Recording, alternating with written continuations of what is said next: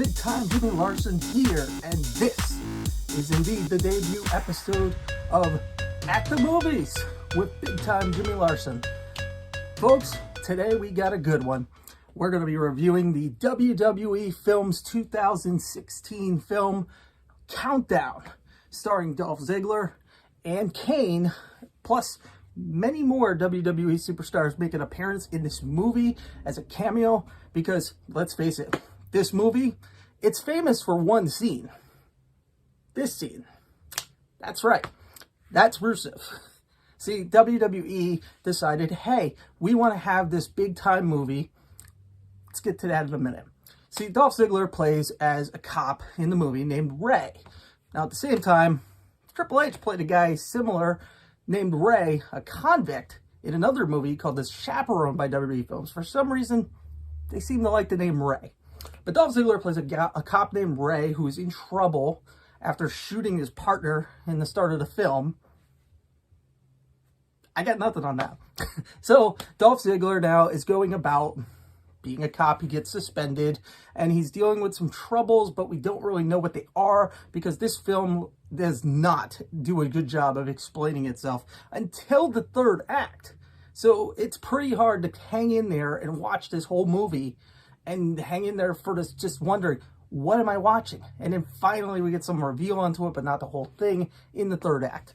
So Dolph Ziggler, though, they wanted to do this scene because Dolph Ziggler is trying to save this kid from being blown up. And the ransom drop is going to take place at a major sporting event. Ding, ding, ding. WWE looks at it as, hey, we can do that without having to pay any extra money if we do it at a WWE event. So they did this at a WWE event. It took place, and they had Dolph Ziggler in the crowd walking through the fans to go and do this ransom drop, which is kind of a cool concept. And you get to see guys like the New Day and Big Show backstage working out. Roman Reigns getting ready to go out for a match. New Day is about to come to the ring. They take their dear old sweet time, longer than ever, because of the fact that this is in a movie. And then their opponents for tonight is the Ascension, who take even longer to get to the ring, but again, because it's a movie. So the New Day is supposed to have a match with the Ascension. Brock Lesnar appears from behind only with Paul Heyman. We see Brock leap up to the ring and the pyro go off, and that's his role. And then 2 seconds later, he's not there, and the pyro's going off to start the show. So yeah, this is not edited well together. But Dolph Ziggler ends up backstage chasing after the guy who gets the money, and he ends up having his gun pulled because he's a cop and he's trying to stop them. And Rusev takes it upon himself, putting himself. He attacks this cop, Dolph Ziggler, and tackles him into a wall and then pulls the gun on him and tells him, show me your badge if you're a cop. Show me your badge. It's the funniest thing in the entire movie, and it's the only thing worth seeing. And then Ziggler, of course, retaliates by not showing a badge because he's suspended. He doesn't have his badge. So instead, he super kicks Rusev and takes the gun back. And then they cut to Lana right there. And Lana, she's just got the funniest line. She's just like, now that's a real man.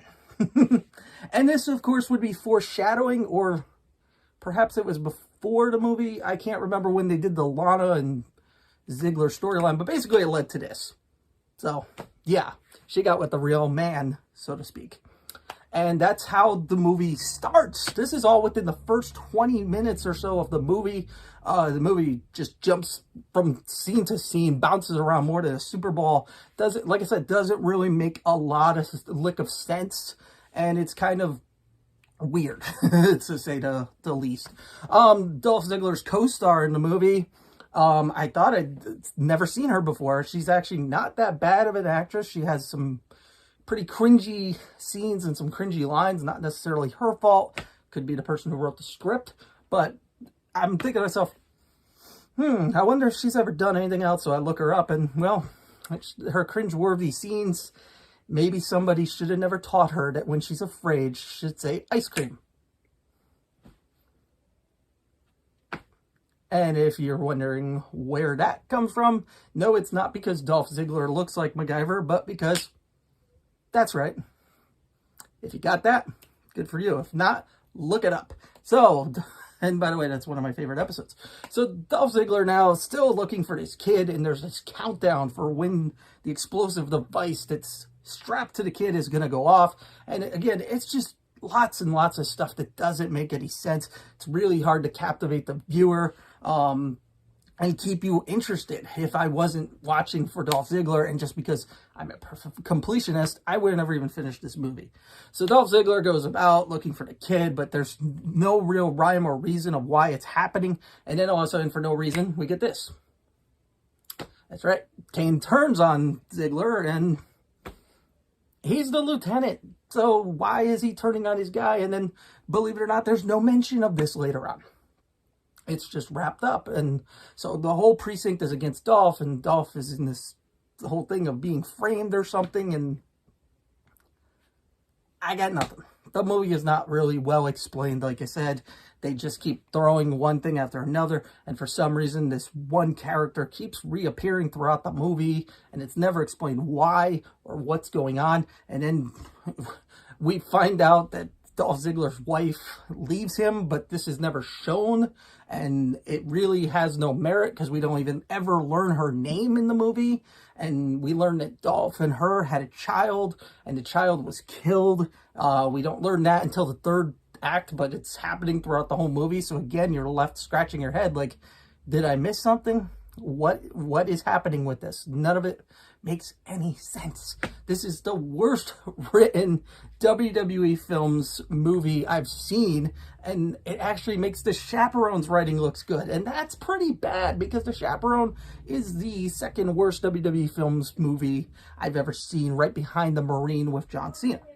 So anyway, Dolph Ziggler, he comes about and he's doing his whole deal of trying to get this kid, and we don't know where the kid is. We don't know who took the kid, why they took the kid. We don't know if he's going to get the kid back, but there is this countdown clock that they keep going to, which is why they call it Countdown. We keep seeing Dolph Ziggler's watch and seeing the countdown clock of how much time he has left, and he's just going from case to case, and somehow he keeps getting new information, which is also never explained. He just kind of has a sixth sense on this or something, or somebody gave him the advanced copy of the script and broke the fourth wall, and I don't know.